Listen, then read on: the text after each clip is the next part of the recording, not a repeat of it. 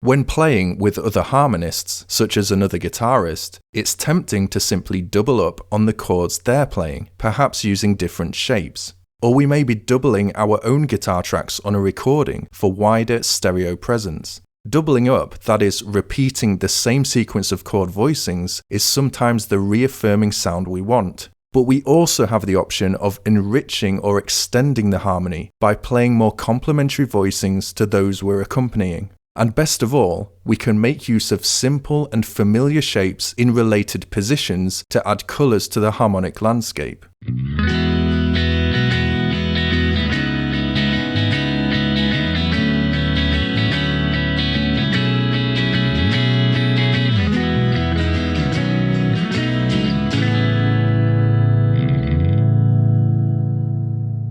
One effective and particularly vibrant way of adding colour to the existing harmony is to use open strings in our chord voicings. Most of us will be familiar with open position chords down at the first few frets, typically learned in our beginner stages. We may even know some extended variations of these chord shapes.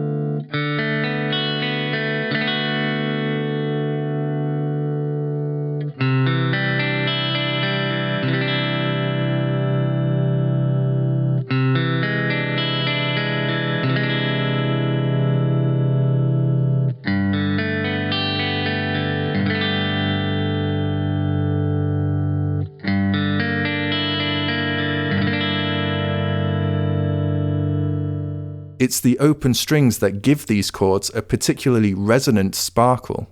But we can create what I call alternate open chords by moving the fretted part of these shapes, such as the E major shape, to different fret positions, leaving the top two strings to ring out open.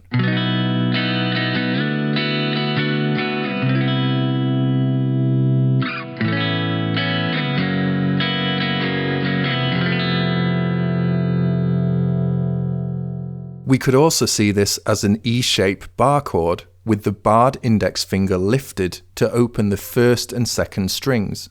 While it won't sound great at every fret, at certain positions the open strings interact colourfully with the fretted major triad beneath, and any major triad being played by another instrument. There's also the option of omitting the bass root and fretting either the first or second strings, leaving just one open string to add colour to the voicing. Another more intricate alternative to the standard bar shape at certain frets.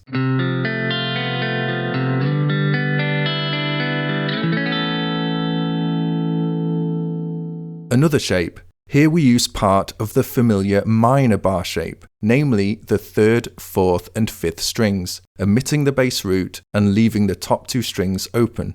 This gives us some beautiful minor voicings at certain frets when combined with the open strings. We can reference a root position on the 6th string, even if we don't play it.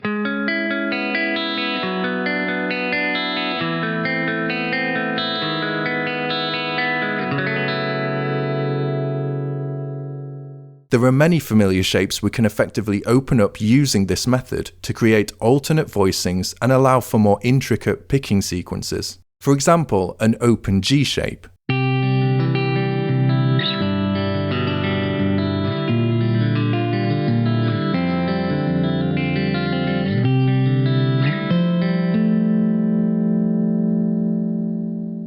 An open C shape.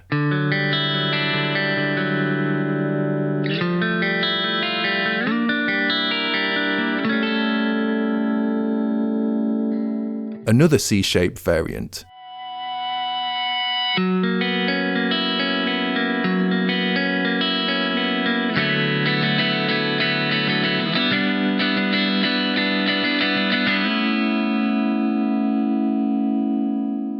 A minor C-shape variant.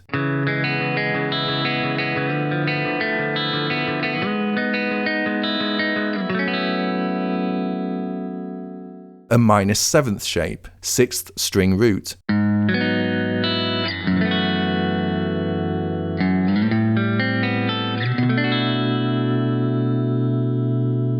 A major 7th based shape, which can also become a major 9th when adding the 2nd string.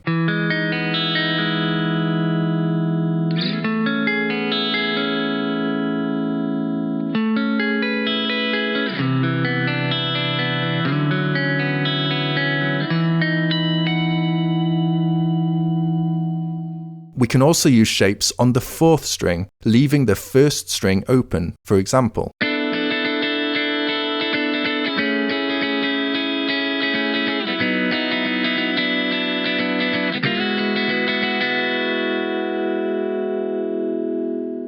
On my Patreon, you can download an accompanying ebook showing the best places to position many simple shapes like this, and their variations, for fresh sounding open chords on different roots. There are many accessible voicings in standard tuning alone using this method. By becoming more conscious of how open strings interact with fretted strings in our chord shapes, we can create more blended movements of harmony that would otherwise be unattainable using all fretted strings.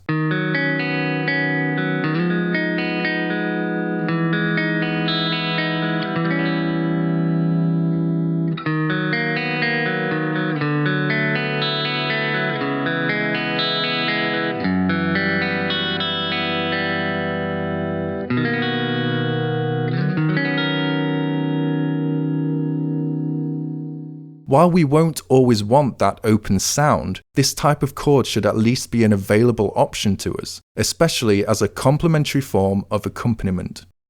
Most chords we play, whether open or otherwise, will be played in the root position. That is, the lowest tone of the chord, otherwise known as the bass, will be on the root.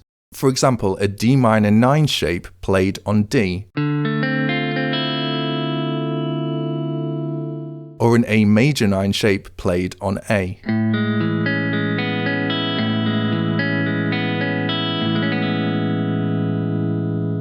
However, we can also play chord shapes in related positions to an accompanying chord or bass note, in order to further expand our available voicings.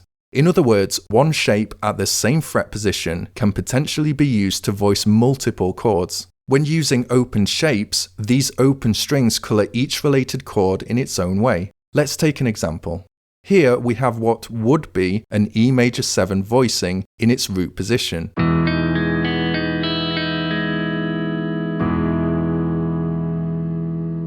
But if the bass was instead played on C sharp, or the accompanying chord was C sharp minor, our open shape would become C sharp minor 9.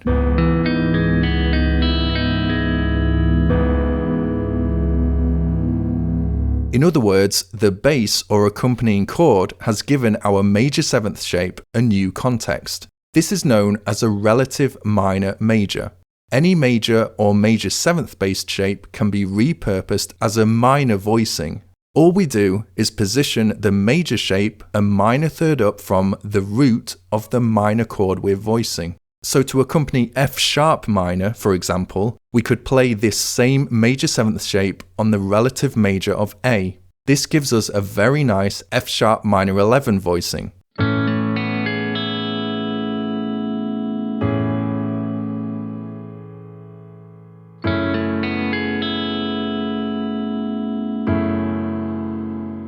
To accompany B minor, we could play the major 7th shape on its related major of D. This gives us a B minor 11 voicing.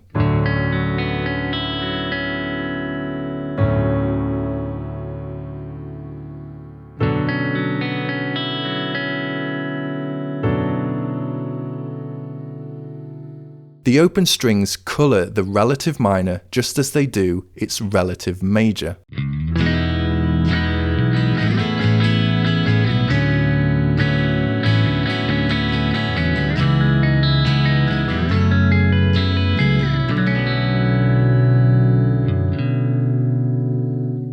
Let's say we were accompanying D minor.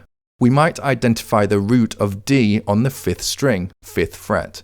Now we can play its relative F major using this open shape, giving us a D minor 9 voicing.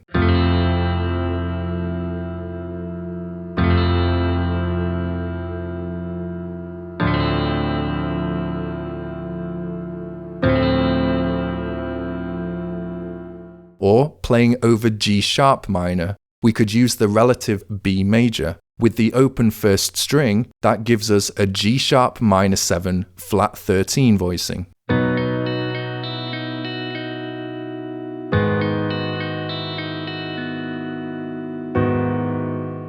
So if the open strings work in the root position, they can also work over a relative minor. Same notes, different complementary colours. Another relationship we can use between major and minor is to play a minor shape on the major third of the chord we're accompanying. For example, playing with A major, we might play this C sharp minor shape.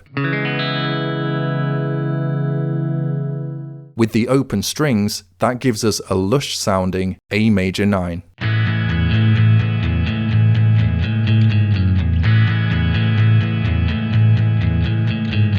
Or if we were playing with G major, we might play this B minor shape, with B positioned on the major third of G. With the open string, that gives us G major 13.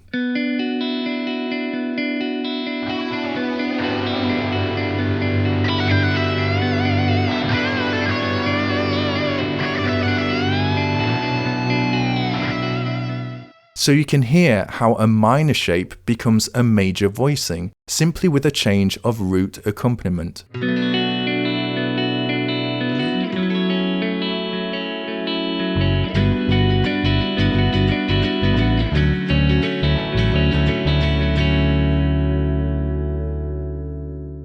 There are other similar relationships we can learn, and which I cover in the book, in order to make our open shapes more versatile in terms of the complementary voicings they can offer us. Let's look at a slightly different type of open chord. These shapes are known as spread triads, displayed here on 3 root strings. They can be thought of as a minimalist major, minor, or diminished chord structure. Now we're going to add an open string in between the 5th and 3rd of the chord, the 3rd being the highest voiced tone. This open string becomes a kind of drone note through the middle of the chord, giving our triad movements more of a blended sound. We can hear how the open notes interact with these shapes at different frets.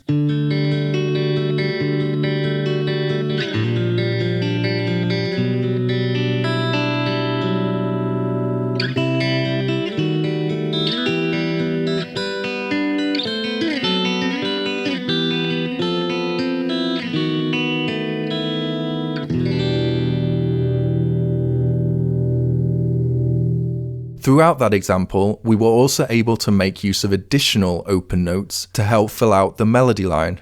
Be aware of when open strings can help to facilitate a leading melody. We can harmonize entire keys using the open spread triad form, where the key includes the note provided by the open string. The top shape, involving the open B, can be used to harmonize several major and relative minor keys. For example, the keys of B major and A flat minor.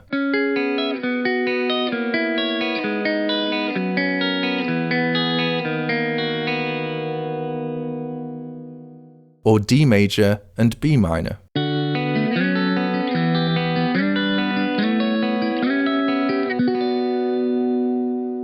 Similarly, the 5th string root shape can be used to harmonize several major and relative minor keys. For example, B flat major and G minor.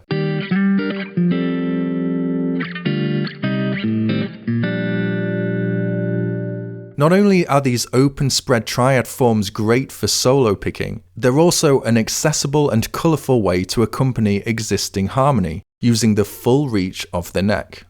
We can do a similar thing with open dyad forms, that is, 2 fretted tones played along with open strings. Keep in mind that the open strings we can use above the fretted shape will vary in compatibility from fret to fret. But the general concept is we can create more of a melodic lead effect by harmonizing scales using these dyad forms, with the open strings providing some blended color along the way. For example, here I'm using dyads on the 2nd and 3rd strings with an open E drone, descending through a G major key.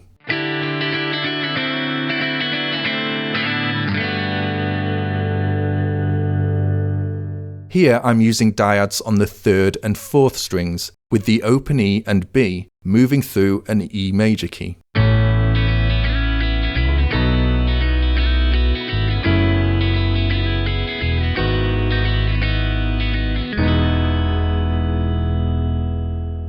And here I'm using dyads on the 5th and 6th strings, initially with the open G and D for a deeper open sound.